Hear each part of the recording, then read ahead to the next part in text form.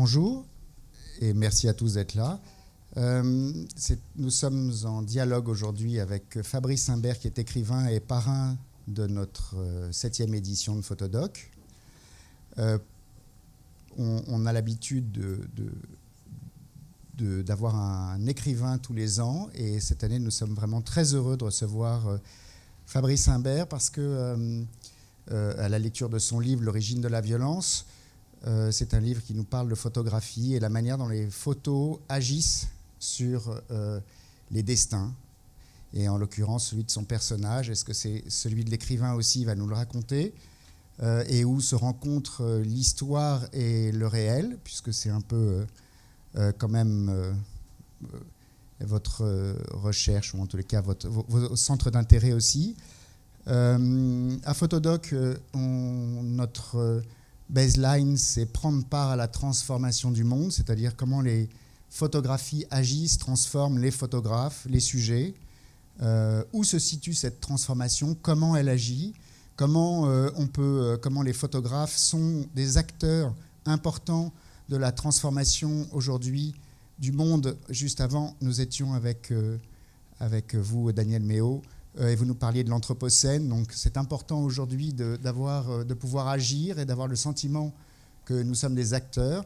Et là, dans ce livre dont on va parler avec Fabrice Imbert, ce personnage va à la rencontre d'une photo qu'il va trouver dans le camp de Buchenwald, va transformer complètement sa vie, et ça va lui permettre de prendre une place au sein d'une famille et de révéler un certain nombre de secrets de famille qui n'étaient jusque-là pas dits. Et dans ce qu'on aborde avec les photographes, on se rend compte que quand ils font des photos, c'est souvent ce qui se passe.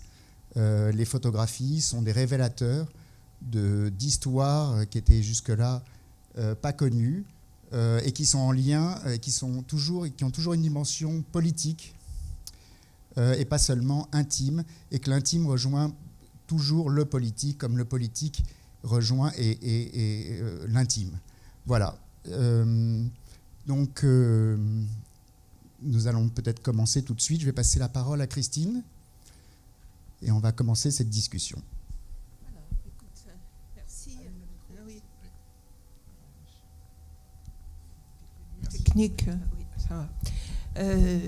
Bon, voilà, donc tu as déjà quand même présenté en grande ligne Fabrice Imbert, donc écrivain, et l'invitation n'est faite par de ce livre, L'origine de la violence, que je vous incite après également à la librairie de vous le procurer. Nous avons découvert aussi avec grande surprise que ce libraire à qui nous avions demandé de faire une table de livres s'est complètement emballé pour tes œuvres, puisqu'il a commandé, j'ai l'impression, quasiment tout ce que tu as publié.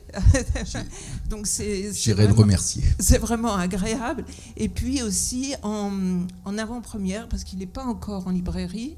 Hein. Il sera mercredi en librairie, et c'est vrai que c'est rare de l'avoir en avant-première. Je sais pas comment. Voilà, l'expérience des fantômes. Vous voyez, Photodoc fait ça aussi. En avant-première, en littérature, voilà. On est partout, on est les meilleurs. On est bien d'accord avec ça. Voilà. Alors, oui, donc ce livre qui est quand même, c'est pour ça que je vous incite à le lire, c'est un séisme quand on lit ce livre.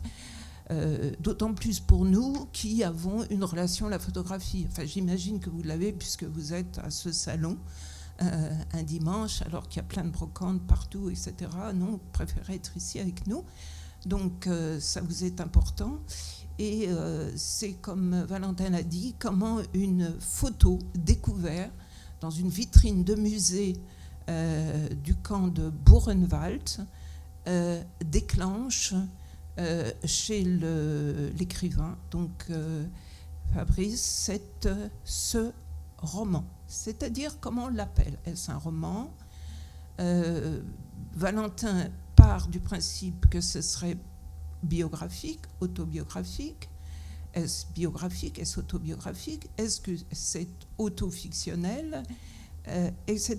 Donc toutes ces questions, on va les voir ensemble et bien d'autres. Mais d'abord, avec Valentin, quand on a préparé nos questions, ce qu'on voulait déjà te poser comme question, alors là je vois que j'avais encore mis au vous, mais maintenant on se tutoie.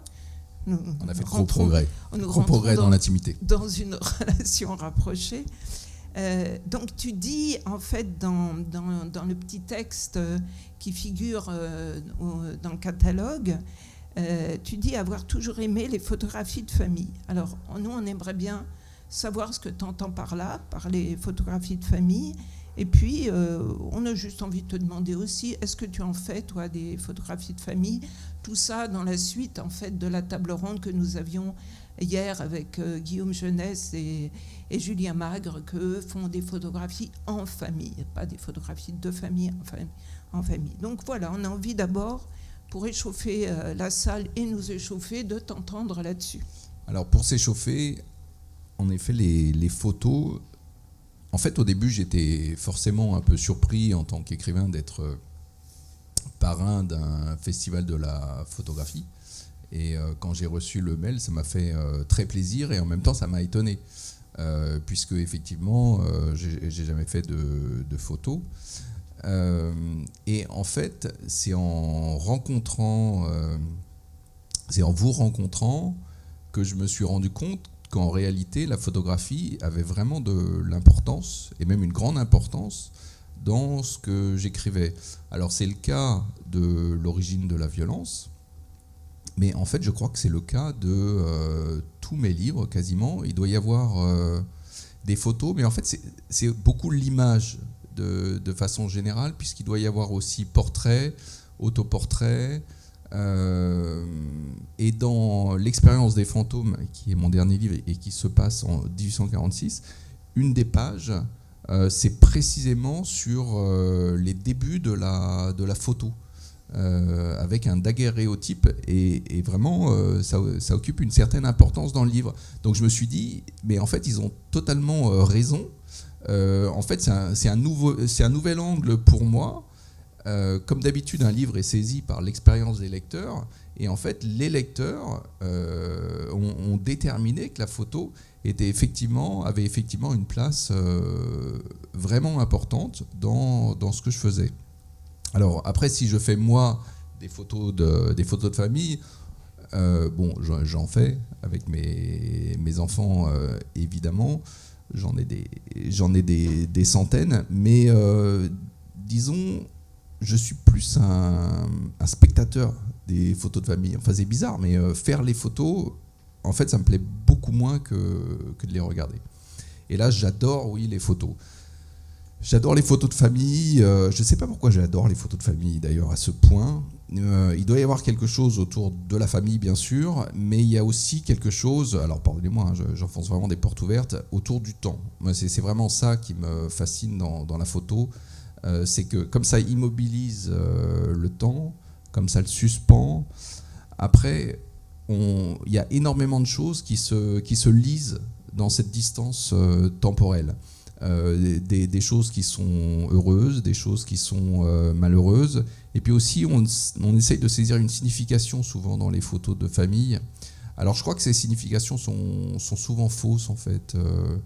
Moi, par exemple, je me souviens de photos dans la maison de campagne de ma grand-mère à la Mare-Hermier. Et sur les photos, tout le monde avait toujours l'air très content.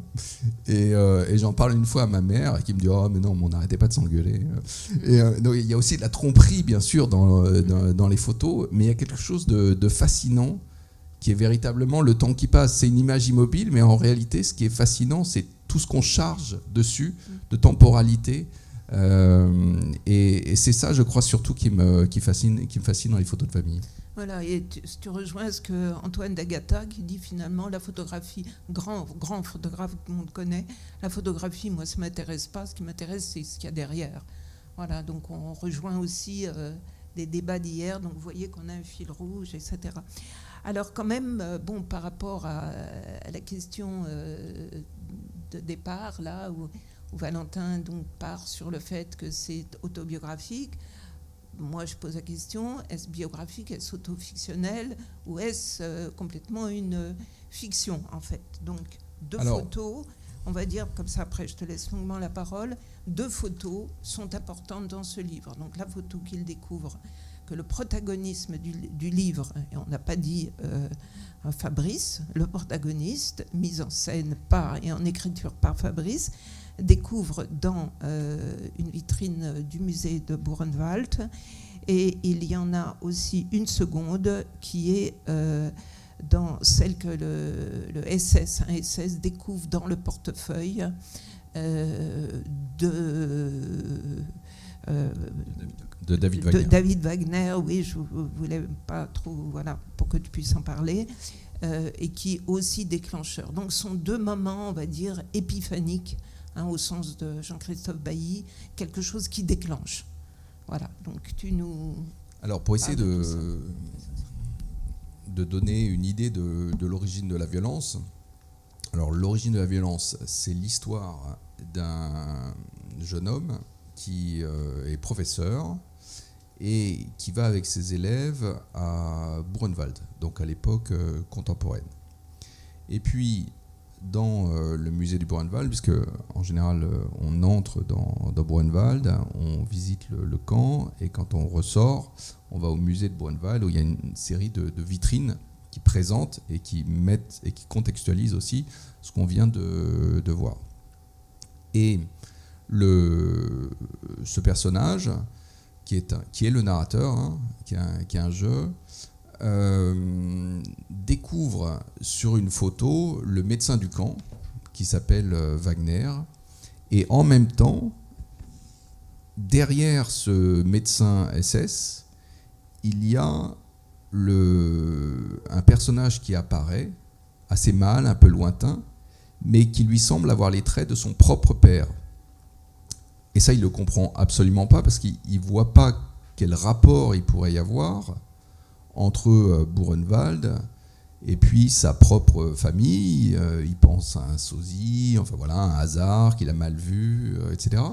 Mais néanmoins, obsédé par cette vision, il va essayer de déterminer le rapport que sa famille peut avoir avec cet homme du camp de Buchenwald.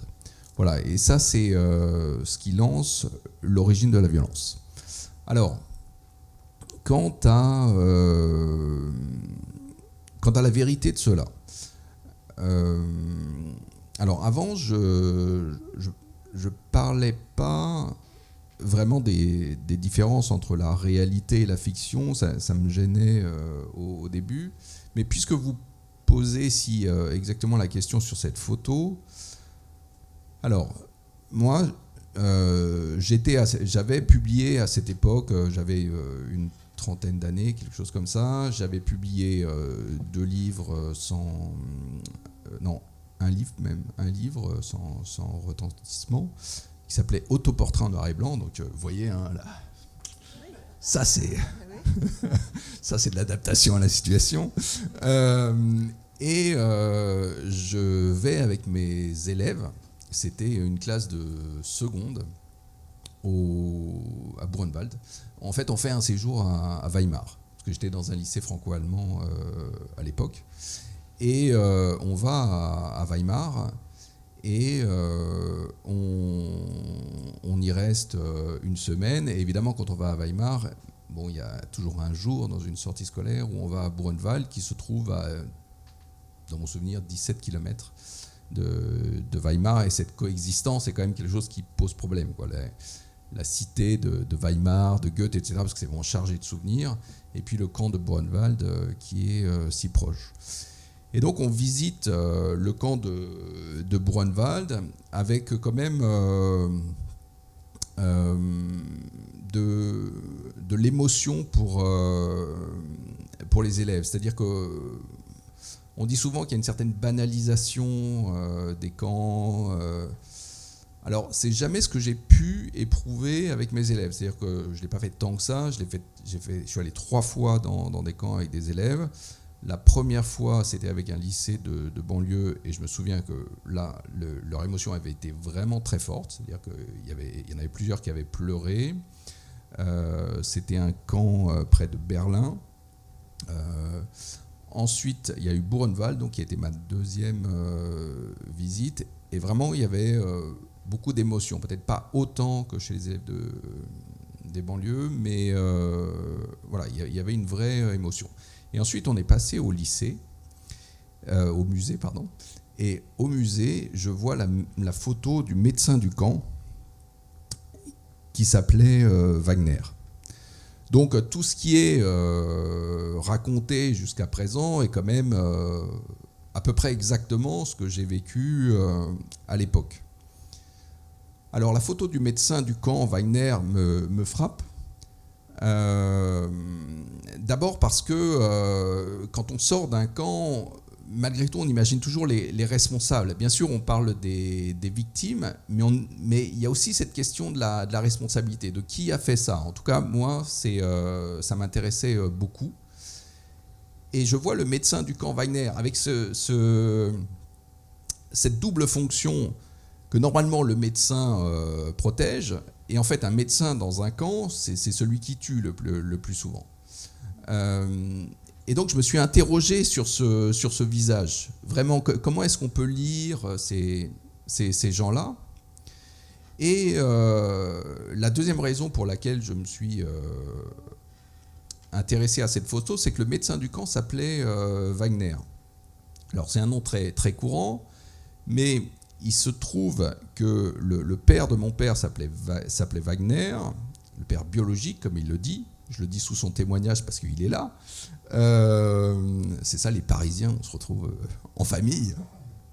Et donc, le fait que ce médecin ait le même nom que quelqu'un qui a disparu pendant la guerre, qui est une espèce, malgré tout, de mythe familial, justement parce qu'il y a une disparition, qui était juif, etc., ça fait que ça attire beaucoup plus mon attention encore que le médecin du camp Wagner.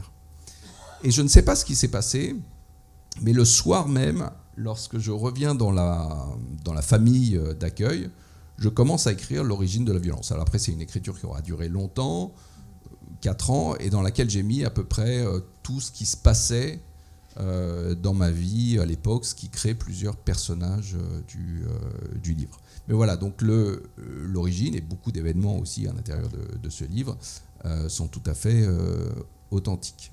Alors, et je pense surtout à cette photo originelle, qui quand même est beaucoup plus importante pour moi que la deuxième photo, qui est la photo qui se trouve dans la poche du déporté David Wagner, qui est la photo effectivement de son ami, enfin de la femme qu'il aime, Virginie, et qui provoque la colère, le mélange de colère et de mépris du médecin Wagner.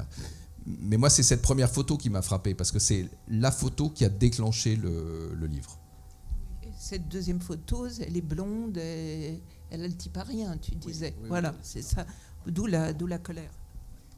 Non, ce qui est drôle, c'est qu'on n'était pas au courant de cette histoire. On avait justement la question de savoir cette homonymie entre David Wagner et entre le déporté et le personnage du camp, le personnage qui est dans le camp.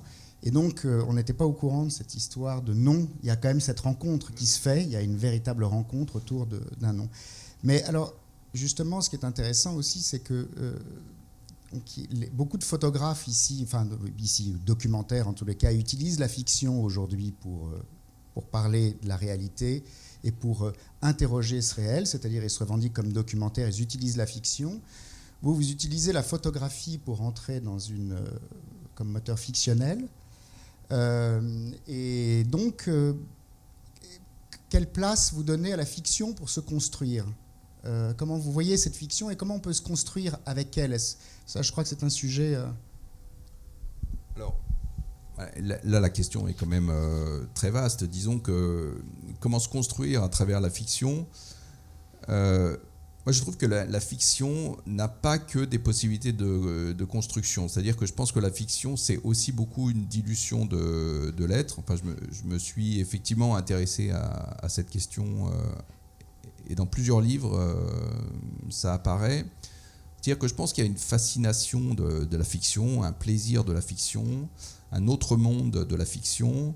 Et à travers cela, bon, bien sûr, on peut se construire, notamment parce qu'une identité peut s'approprier en fait toutes les fictions qu'elle lit. Et elle peut se nourrir de ça et elle peut se construire. Mais ce que je vois aussi dans la fiction, c'est un phénomène de dilution des identités. Parce qu'en fait, dans toutes ces identifications successives, il y a quand même aussi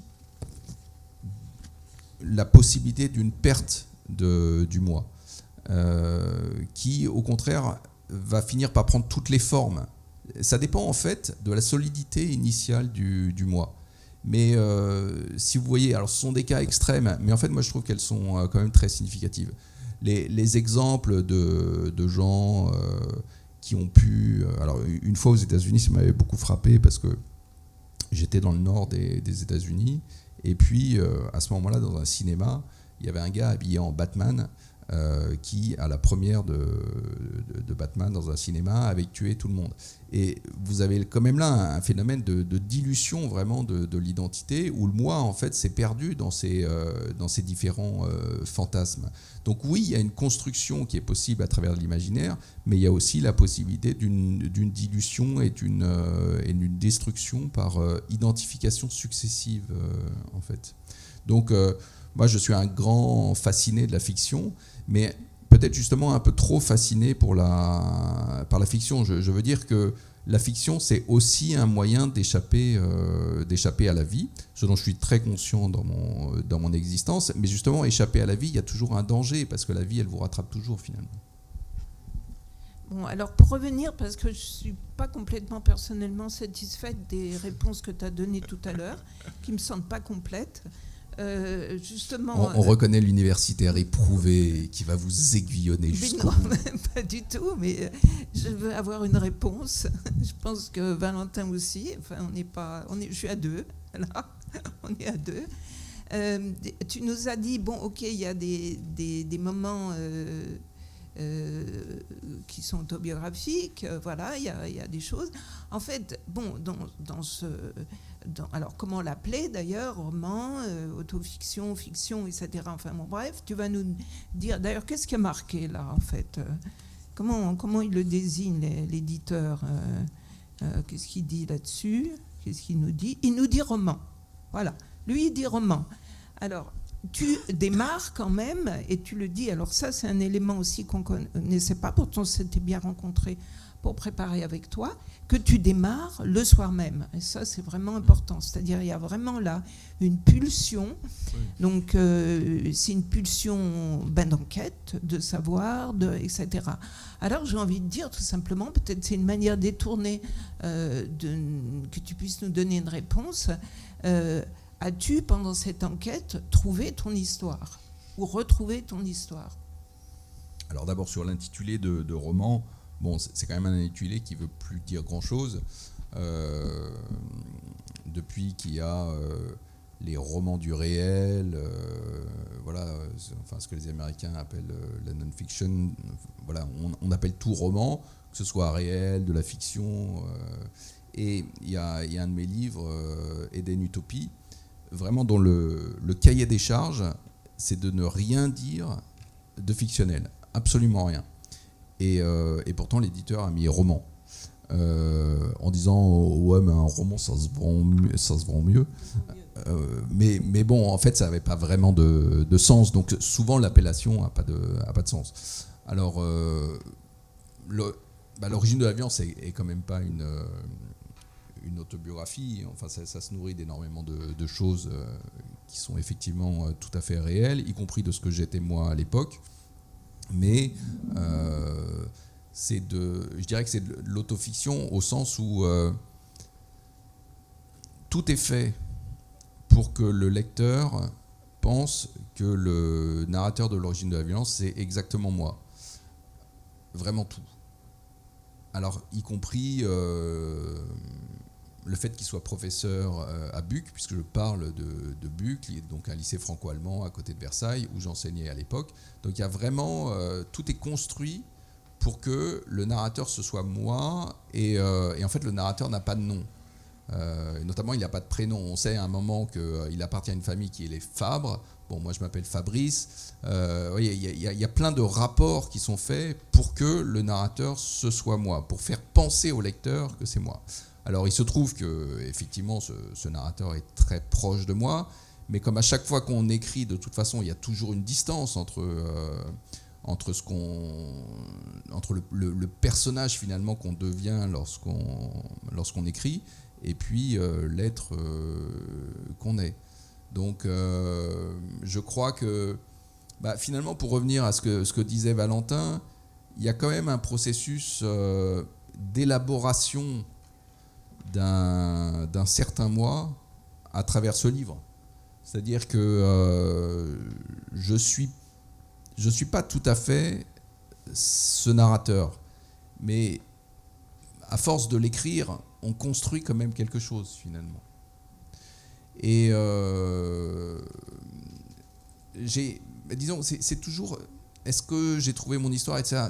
C'est comme toujours dans un livre, c'est-à-dire que finalement, on tourne autour des questions qui sont les vôtres, et on ne trouve pas forcément des réponses, mais on cercle en fait tout ce qui est important de façon consciente ou inconsciente d'ailleurs. Donc il y a effectivement beaucoup de choses sur mon histoire familiale qui ont pu ressortir, c'est vrai, mais je dirais pas que voilà, j'ai trouvé mon histoire en écrivant le livre. Et ton grand-père, tu l'as trouvé ? Le grand-père, enfin le père de mon père, non, je l'ai pas trouvé. Je ne sais pas si j'avais vraiment envie de la trouver. Après, il y a une enquête, et cette enquête, elle révèle effectivement beaucoup de choses sur David Wagner. Après, est-ce que c'est véritablement le grand-père ? Il y a quand même de grosses différences. Quelqu'un qui a disparu et puis qui, par ailleurs, a quand même abandonné sa famille. Si vous voulez, ça sert à construire, parce qu'il a abandonné sa famille avant de disparaître. Hein. Et je crois que ce n'était pas le gars le plus sympathique du monde non plus. Mais en fait, je trouve ça bien que la victime, puisque c'est un déporté, c'est une victime, voilà, que ce ne soit pas forcément non plus quelqu'un de bon. Vous voyez, on peut être victime et ne pas être quelqu'un de très sympathique.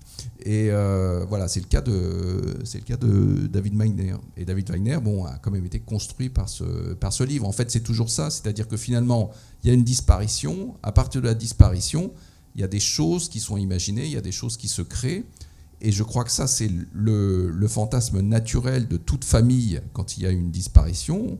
On recrée la personne. Et moi, en quelque sorte, j'ai quand même été l'héritier finalement de cette disparition qui vise toujours à une recréation de quelque chose. Donc j'ai fini par recréer un personnage qui est une espèce de fantasme. Mais je vais essayer moi aussi d'avoir des réponses, parce que ce jeu, évidemment, avec le réel, c'est le travail de l'auteur. Mais par exemple, Martine Parr, que j'entendais l'autre jour, disait moi je fais du réel une fiction. Et puis vous, je vous entendais dire avant, je fais de la fiction du réel. Alors parce que faire du réel une fiction, tous les artistes font ça, c'est-à-dire ils partent tous du réel et ils font une fiction. Mais qu'est-ce que ça veut dire quand on est dans la fiction et qu'on la fait retourner dans le réel? Et j'ai l'impression que dans vos livres, traite beaucoup de ce sujet, c'est-à-dire comment la fiction va influencer et changer le réel, et c'est un peu nos interrogations aussi. Et, oui, parce que je crois que notre monde est comme ça, c'est-à-dire que notre monde est un monde très largement fictionnalisé, c'est-à-dire que quand vous avez un monde, je ne sais pas moi, du XVIIe ou du XVIIIe siècle qui vous domine, fatalement vos capacités fictionnelles, elles iront jamais très très loin. Quand vous êtes dans un monde qui est quand même pour partie une création humaine actuellement, fatalement la fiction que vous construisez, c'est le monde de demain en fait que vous faites. Et véritablement, je suis absolument persuadé que tout ce qu'on fait actuellement, c'est une fiction qui déforme le réel. Alors, après, est-ce que le réel existe ? Enfin, je veux dire, on arrive... Oui, mais oui, c'est ça, qui le forme. Enfin, il y a un moment où on se demande la part de réalité. Alors, c'était mon livre précédent, c'est Le monde n'existait pas, où le narrateur était complètement angoissé par le fait qu'à la fin, il se demandait qu'est-ce qui était vraiment réel dans le monde. Parce que c'est vrai qu'on est quand même à une époque au fond stupéfiante, quoi. Et ça, c'est ni en bien ni en mal. Enfin, souvent, je suis un peu effrayé en fait par le monde, mais ça, c'est juste une question de subjectivité. Mais dans la mesure où on a la possibilité d'abord de donner en permanence des images du monde. Parce que vous voyez, les gens sont quand même vraiment en permanence sur leur téléphone. Donc on a une espèce de recréation du monde permanente à travers les réseaux, les images, les déformations, les inventions. L'intelligence artificielle est également en train de recréer en fait une espèce de monde virtuel permanent. Donc tout ça est complètement fascinant, effrayant, etc.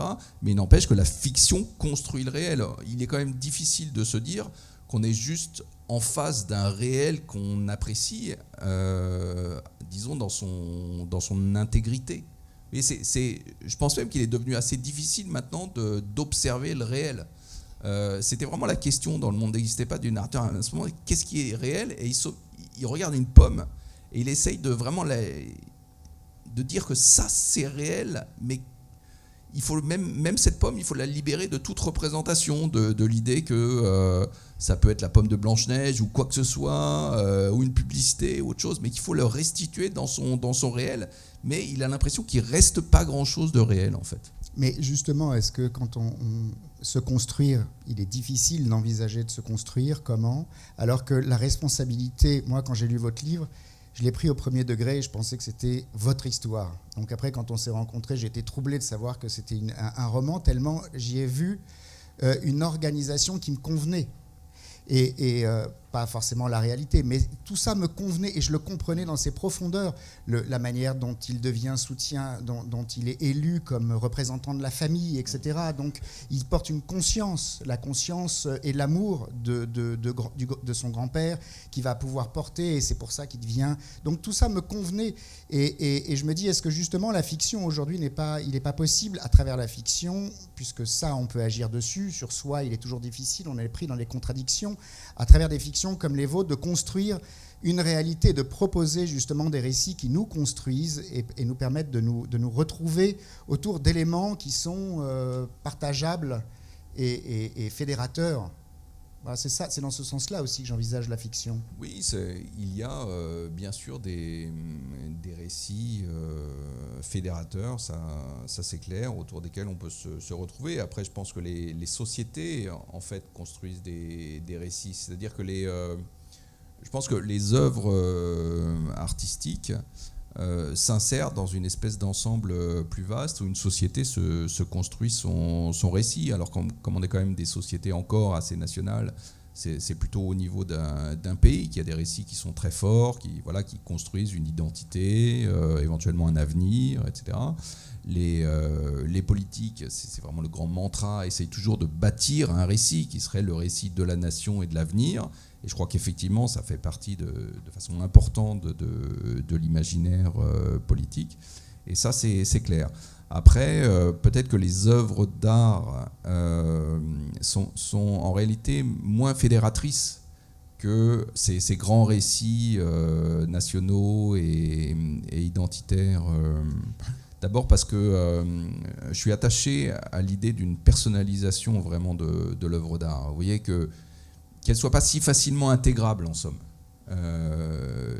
Fédérateur, oui, bon, après, vous voyez les livres et les films qui sont fédérateurs actuellement,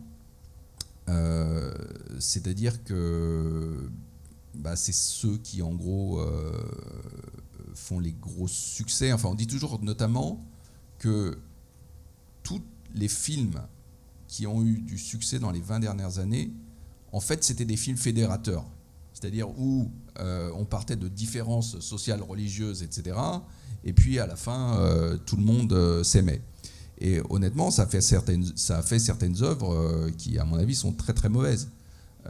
Mais elles ont effectivement fédéré autour de certaines idées unanimistes. Mais une œuvre d'art peut avoir, et je ne dis pas qu'elle doit, parce qu'en art, il n'y a jamais de doigt, mais elle peut aussi avoir une faculté plutôt destructive ou d'indépendance aussi, beaucoup d'indépendance.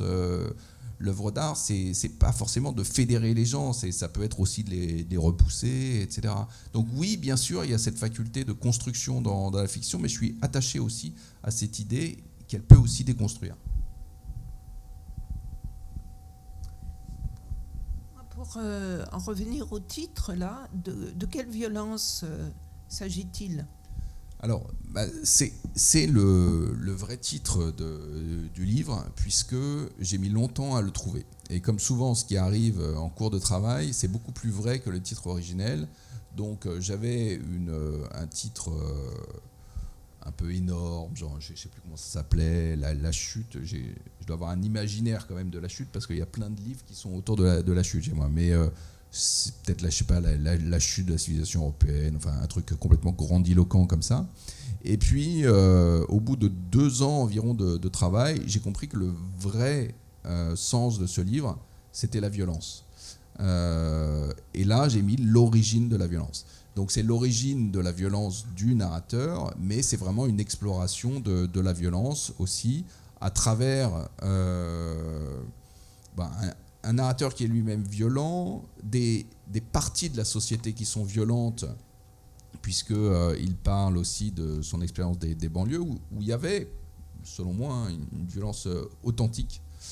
Voilà, on parle beaucoup de la violence sociale, et elle est très présente, mais il y a aussi une espèce de violence des comportements, des paroles aussi, qui me frappaient beaucoup quand j'étais enseignant en banlieue.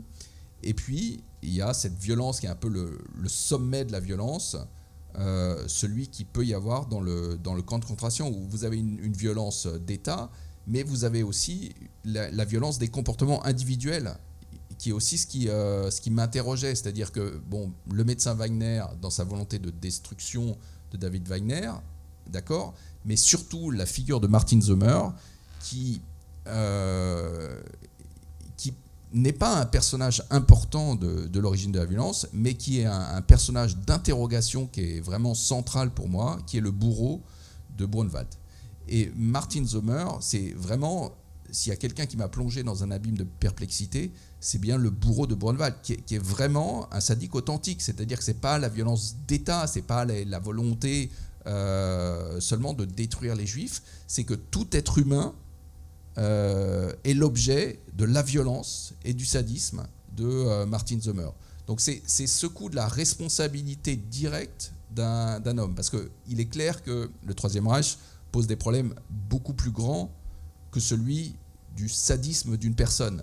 Mais néanmoins, que Martin Sommer ait pu exister et surtout déployer sa violence, justement parce qu'il profitait du cadre du Troisième Reich, c'est quand même quelque chose qui m'a posé énormément de problèmes, et qui pose aussi des questions ensuite sur l'Allemagne, voilà, surtout lorsque Martin Sommer a pu ensuite revenir à la vie normale, être interviewé à la télé dans les années 80, voilà, ça posait aussi des questions par rapport aux souvenirs de cette période.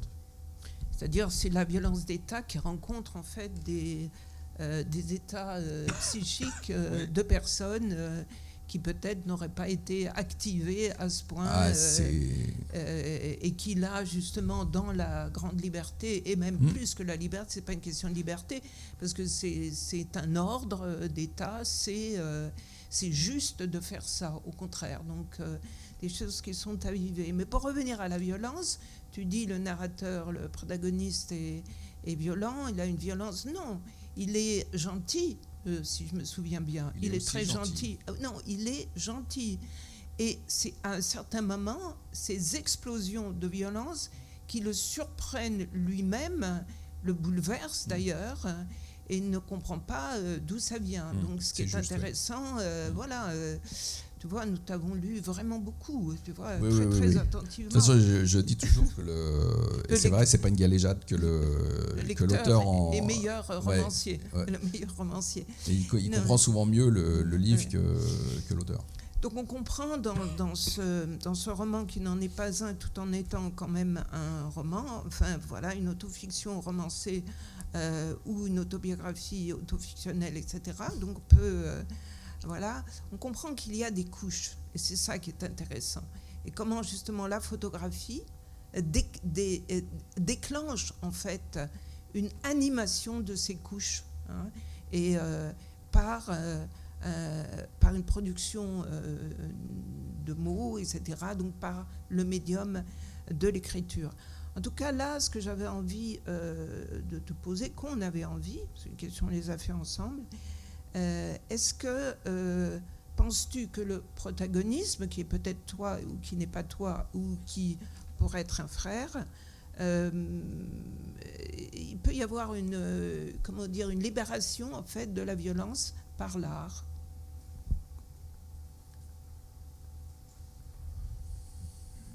Est-ce que l'art libère? Disons, il peut. Voilà. Après, c'est comme tout phénomène cathartique. Oui, je pense que ça... En fait, c'est lié à l'expression. C'est-à-dire que il y a quand même une grosse partie de la violence qui vient du caractère intérieur de tout cela. Et le fait de l'exprimer et de le... Alors, pas forcément de l'expliciter d'ailleurs, parce qu'en art, ça va peut-être être juste une manifestation. Mais de toute façon, c'est une façon de sortir de cette intériorité violente. Et c'est en ça, je crois, qu'il peut y avoir effectivement cette catharsis de la violence, oui. Après, je crois aussi que l'art est quand même porteur de beaucoup de violence. Enfin, c'est-à-dire que c'est pas le phénomène artistique en lui-même, mais je suis quand même frappé par le fait que nos sociétés, bon, malgré tout, apaisées, hein, bon, ça dépend des sociétés, voilà. Mais si on parle de l'Europe occidentale, bon, malgré tout, c'est quand même une société en gros apaisée, mais qui se repaît en permanence d'une violence qui est énorme. Et justement, lorsque j'étais aux États-Unis, c'était assez court, mais ça avait plongé dans des abîmes de perplexité, ce Batman qui tuait tout le monde. Dans les journaux qui en parlaient ensuite, mais tous les États-Unis en avaient parlé. Et puis je m'étais rendu compte que le débat sur les armes à feu, il était quand même beaucoup plus nuancé que ce qu'on dit en Europe.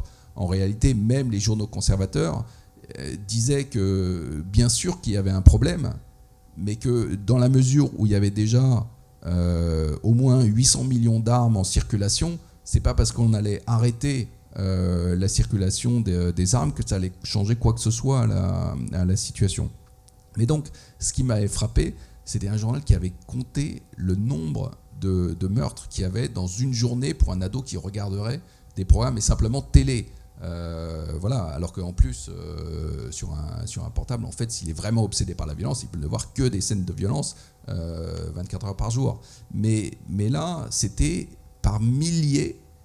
Si un adolescent regardait la télé pendant toute une journée, il allait voir, et c'était un chiffre mais faramineux en termes de meurtres. Donc moi, ce qui, malgré tout, m'interroge, c'est pourquoi est-ce qu'on représente autant la violence en art et tous les arts, hein. Regardez la peinture, la photo, bien sûr les films,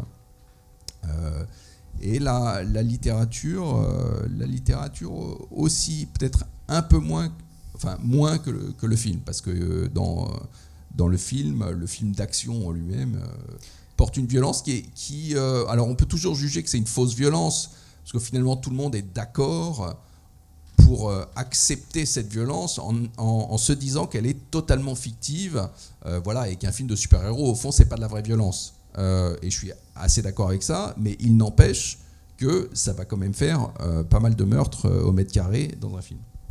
Je vais juste revenir par rapport à ça et par rapport à Photodoc et aux nouvelles écritures de la photographie documentaire, comme il y a Charlotte qui est là et dit la différence entre le documentaire tel qu'on le voit, nous, et par exemple le photojournalisme. Le photojournalisme constate, Charlotte dit, quand c'est trop tard, c'est-à-dire ils sont en constatation d'un acte qui s'est produit, d'une violence qui se produit. Les nouvelles écritures interrogent par un certain nombre, par l'enquête dont parle Daniel Méo, par un temps long, par une compréhension profonde des choses, pas par l'expression même de ce qui s'est passé en disant c'est une vérité. Aymeric Luisset, par exemple, que beaucoup de gens connaissent, j'imagine, ici, quand il va faire théâtre de guerre, il va photographier des gens qui sont sur le terrain, il est avec eux, et il les met en scène comme des tableaux de maître de la peinture classique.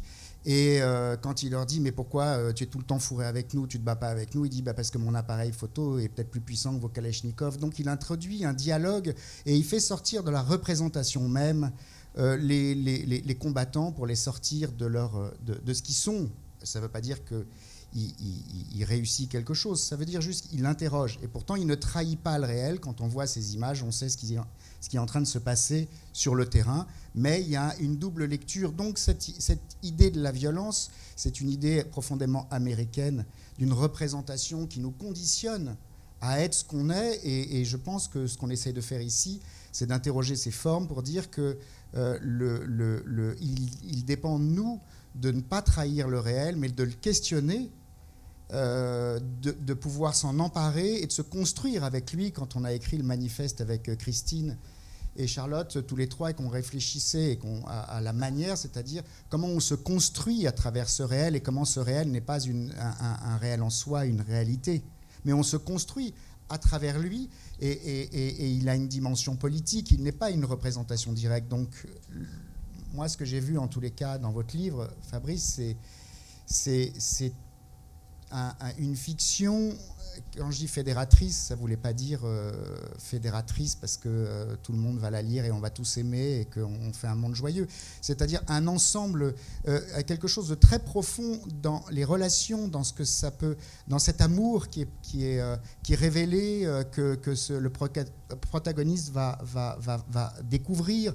Il va devenir le chef de famille parce qu'il va porter cet amour et les autres sont intéressés par l'argent et lui, alors qu'il n'a pas vocation, il est presque à moitié de la famille, va devenir tout d'un coup le pivot. Donc c'est cette construction que l'auteur fait et qui petit à petit, je pense, nous fait réfléchir et fédère ce qu'on a appelé... Dans une dimension sensible, va nous construire. Après, ce n'est pas les récits en soi. Évidemment que la fiction peut détruire. L'IA est une fiction. De quoi est-ce qu'elle nous construit ou pas, ça c'est une autre... Alors, oui, d'accord. Et sur l'héritier, qui est un point qui vous a frappé, Valentin, c'est vrai que c'est important pour moi, sans que je comprenne pourquoi. C'est-à-dire que clairement la question de l'héritage, elle est vraiment très présente dans l'origine de la violence. Pourquoi est-ce que cet être devient l'héritier de sa famille, en quelque sorte porte le nom, etc.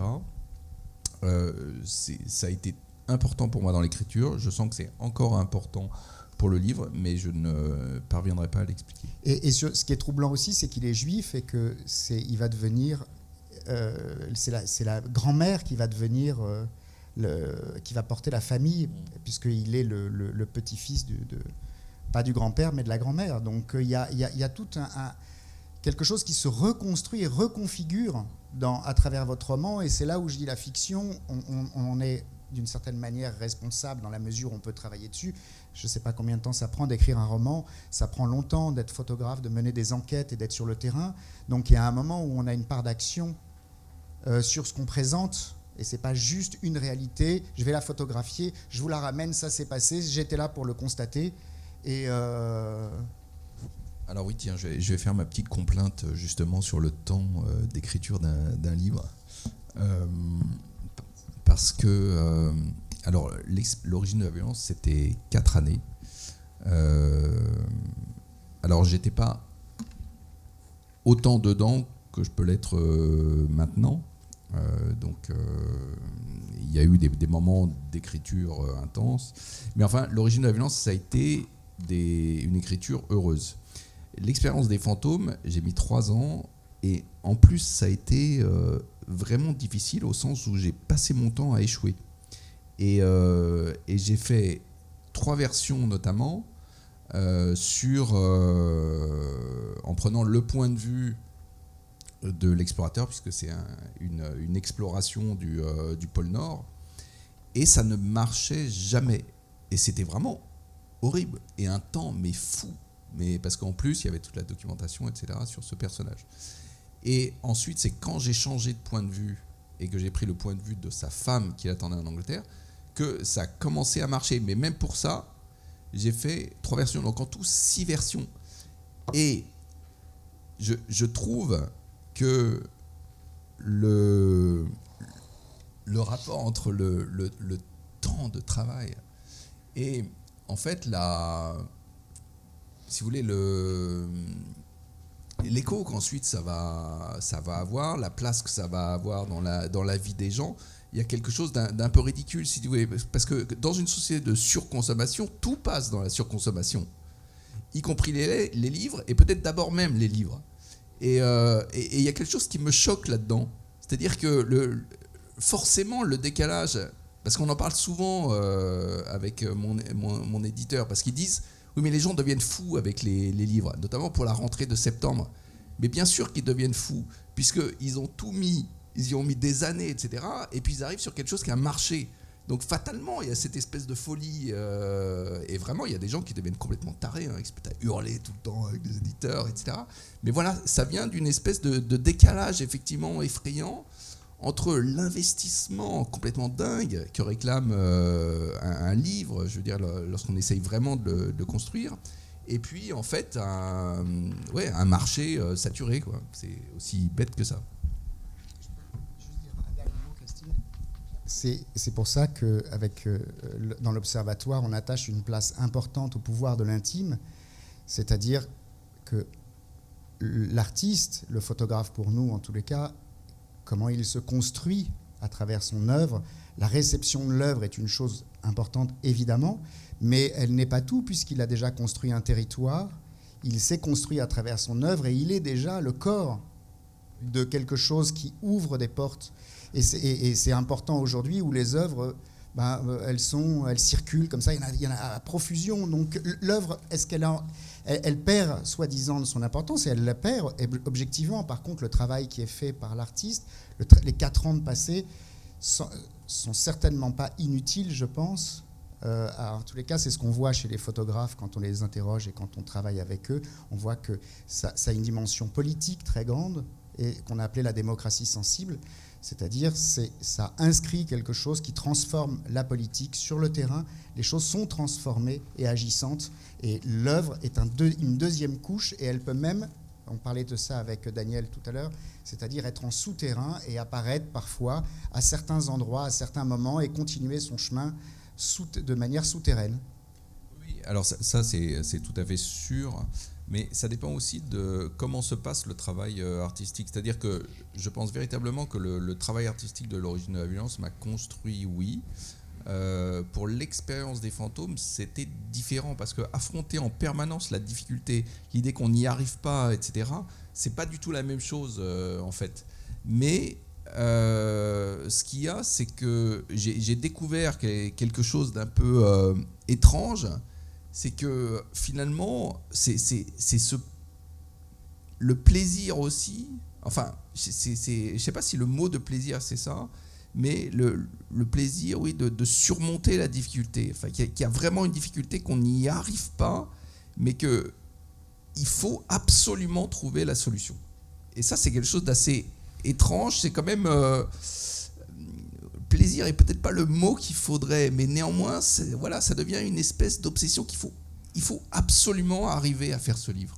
Oui, mais on peut imaginer aussi que tu aurais pu abandonner. Donc il y avait quelque chose là, et ça rejoint ce que dit Valentin, qui était là profondément ancré, qui avait besoin de prendre une forme, et ça cherchait sa forme. Et la forme, elle passe aussi par des transformations, des métamorphoses biographiques. Dernière chose que je voudrais dire, puis après on passe à la parole. Je me dis finalement, est-ce que là, on a vu l'ampleur de ce roman, mais est-ce que nous ne sommes pas tous toujours en train, justement, de faire de l'autofiction? C'est-à-dire qu'on a des éléments tangibles que l'on connaît de sa biographie, qui nous ont été transmis ou que l'on a vécu nous-mêmes, etc.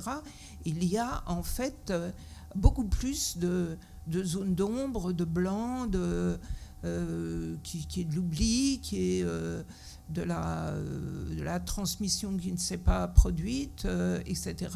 Et que nous ne sommes pas en fait tout le temps en train de faire à moindre échelle, ou peut-être justement là par rapport aux photographes, et on voit aussi dans ce salon, il y a certains photographes qui exposent cela justement, de combler, on va dire, ces blancs, c'est-à-dire de mettre des jonctions, etc., en mettant de la fiction. Finalement, nos autobiographies ne sont-elles pas toutes des autofictions? Tu vois, je garde mon obsession. Oui, mais je suis persuadé de ça. Hein. C'est prêcher un convaincu. Je suis persuadé que nous faisons que toutes nos vies sont des autofictions permanentes et qu'on se raconte. Et moi, il y a un truc qui me fascine, c'est les mythomanes. Et les mythomanes, les vrais grands mythomanes, c'est des phénomènes qui sont quasi inquiétants, qui sont inquiétants. J'en ai rencontré un, mais de toute façon, la mythomanie, je dirais qu'elle est de façon latente chez toute personne. Tout à fait. Tout à fait d'accord. Bon, ça sera l'objet d'une prochaine table ronde.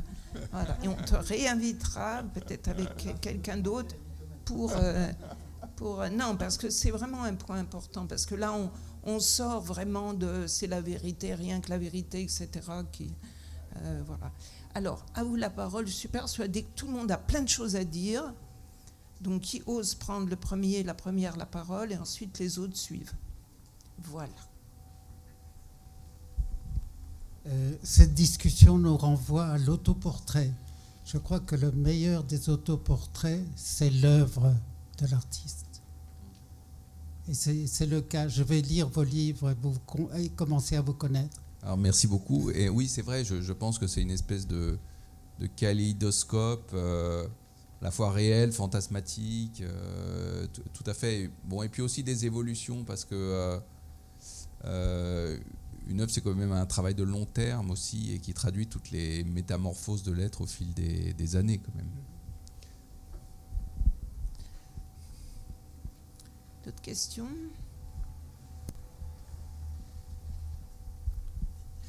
Fabrice, merci. C'est l'occasion pour moi de vous remercier à nouveau, et en plus de nous avoir confié un mot vraiment juste, spécialement pour Photodoc, que tout le monde peut retrouver dans le catalogue. Dans ce texte, il y a quelque chose particulièrement que je retiens, qui est un peu comme un caillou dans la chaussure. C'est la question de l'intelligence artificielle. Et j'ai beaucoup aimé que vous posiez la question, qui serait que c'est peut-être mal à propos que de qualifier ce que produit l'intelligence artificielle comme étant une photo. C'est-à-dire que peut-être il faudrait mieux trouver un autre terme à ce qu'elle produit, et donc même si on s'y perd, même si effectivement elle nous trompe, mais elle ne produit pas une photo. Parce qu'effectivement, je me suis dit, produire une photo, c'est humain. Une photographie reste un échange, un en commun humain. Voilà, je me suis trouvée vraiment en correspondance avec ce que vous évoquiez ou suggériez sur trouver une autre appellation à ce que pourrait produire une intelligence artificielle. Oui, alors je crois que dans le texte, je parlais d'images et pas de photos.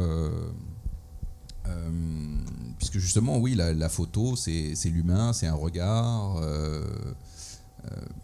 Mais là, le fait que ce soit une intelligence artificielle qui produise la photo, ça soulève d'immenses questions auxquelles en fait j'ai pas de réponse, mais c'est toute cette question du mélange du réel et de la fiction aussi, de la fictionnalisation des vies. Et après, il peut y avoir, et c'est de ça aussi dont je me méfie, toute une subjectivité personnelle qui intervient au sens où, voilà, peut-être que ça me fait peur et donc j'ai pas un bon regard là-dessus. Mais c'est vrai que l'idée qu'au fond toutes les activités humaines soient remplacées par une intelligence artificielle, en fait, me pose problème. Et j'ai pu l'expérimenter dans l'expérience des fantômes, parce qu'en fait, il y a trois textes en anglais.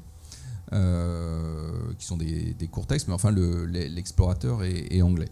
Et donc il fallait les traduire. Donc il y a le texte anglais et puis au bas de la page il y a le texte en français.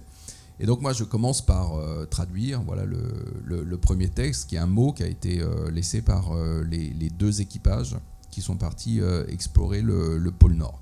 Voilà, et donc posément, etc. Je fais mon texte. Et puis ma femme, qui est franco-allemande, et voilà, donc la question des langues pour elle c'est essentiel, d'autant qu'elle est professeure d'allemand. Elle me dit, parce que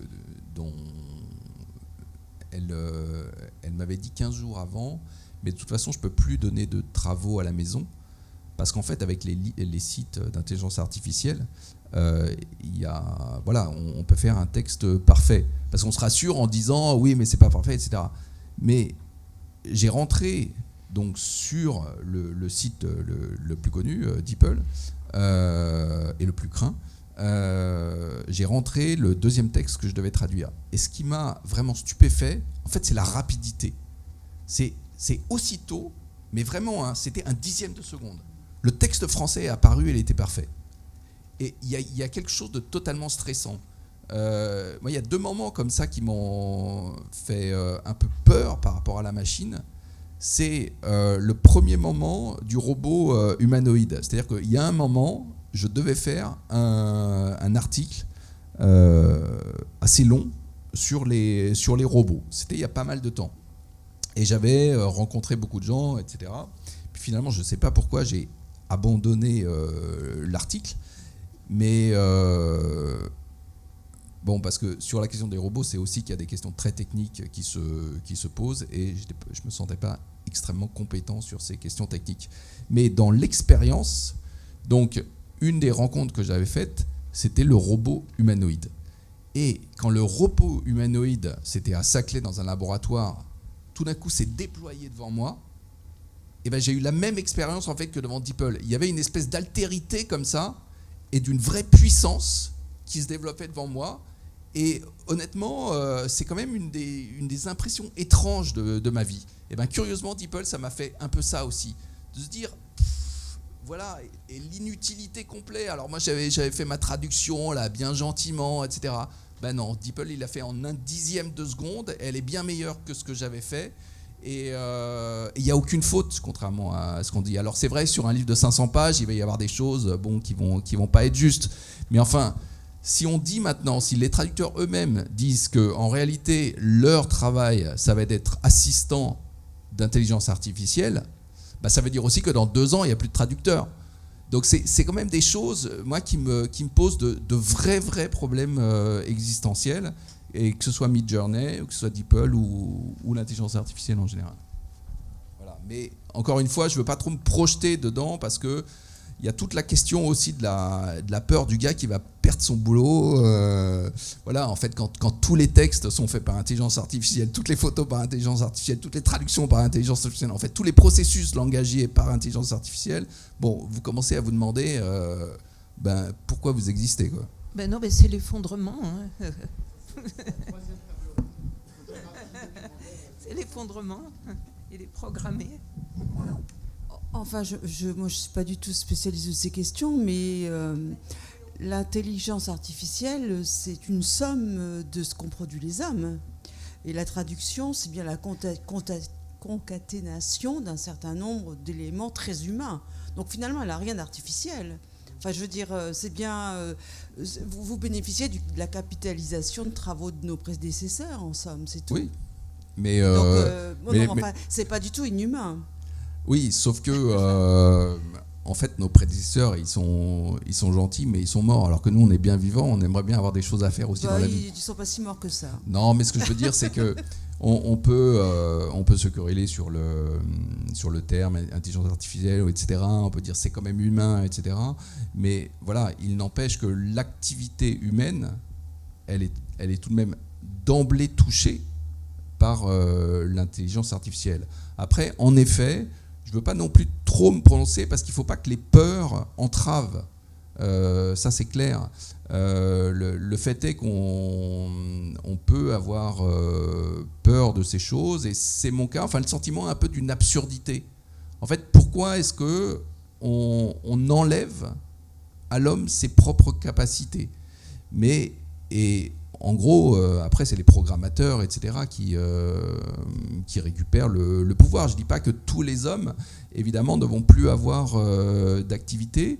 Mais enfin, il se trouve que quand même, il y a un certain nombre d'activités qui sont aisément remplaçables maintenant par l'intelligence artificielle, et ça pose des questions. Mais effectivement, je ne veux pas trop me prononcer en fait là-dessus, parce que je trouve qu'il y a fatalement des questions de tempérament naturel qui vont intervenir, c'est-à-dire entre le gars hyper optimiste qui dit, comme un des chercheurs là, non mais ça va être les lumières, les nouvelles lumières, tandis que son collègue dit exactement le contraire, non mais ça risque d'être catastrophique, etc. Mais je pense que là-dedans, il y a beaucoup de questions de tempérament qui interviennent. Donc c'est vrai que je crois qu'il ne faut surtout pas être définitif sur ces questions, mais en tout cas, ça me semble un sujet qui est devenu en réalité complètement majeur.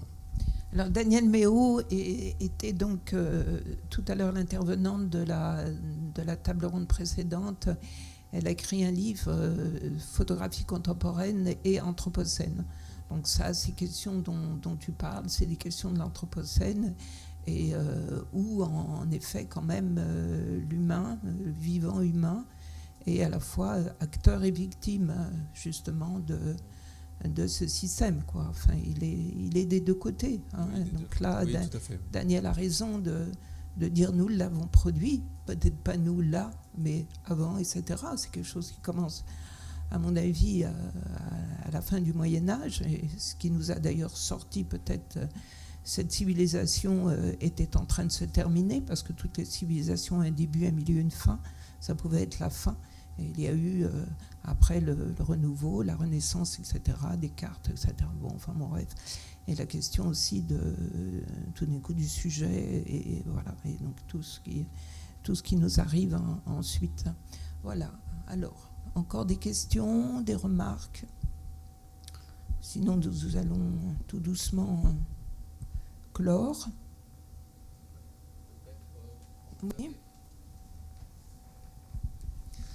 Vous avez évoqué l'existence de la première photographie, la photographie encadrée du médecin de Buchenwald. Vous avez évoqué, mais seulement évoqué l'existence d'une deuxième photographie dans le texte. Moi, j'aimerais en savoir plus sur celle-ci.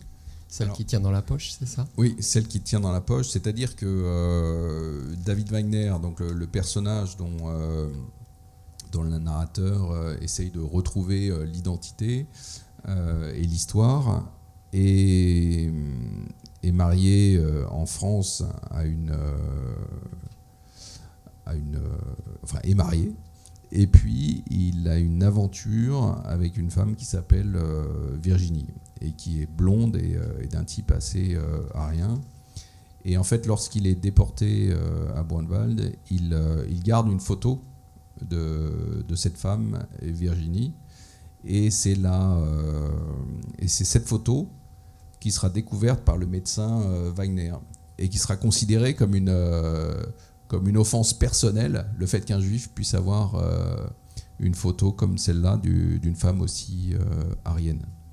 Mais voilà, c'est vrai que cette photo a une importance dramaturgique, mais je dirais la photo un peu existentielle, pour moi, c'est la première. Oui, voilà. La photo épiphanique, c'est la première. Mais dis-moi, tu dis que le déporté est marié à cette... Non, il n'est pas marié, c'est une relation clandestine. Mais quand je vous dis que les lecteurs connaissent mieux l'œuf... Heureusement qu'on est là. Hein. Oui. Non, justement, c'est toute l'histoire. S'il Ouais, était d'accord. marié, tous sauraient, tu n'aurais pas fait de livre. Ah ouais, Et tu ne d'accord. serais pas là, Ah oui, etc. oui. etc. Ah oui, non, Ah oui, non. Oui, c'est ça. Non, mais pour être, mais ouais. Non. Et pour être réinvité là, il faut vraiment que je montre beaucoup plus de rigueur. Ouais. Oui, tu vas retravailler tes livres. Bon. Oui. Ouais, c'est ça. Ouais, voilà. Bon, voilà. Bah, écoutez, voilà, je crois qu'il n'y a plus de questions. Tout le monde a l'air content. J'ai des sourires partout. Voilà.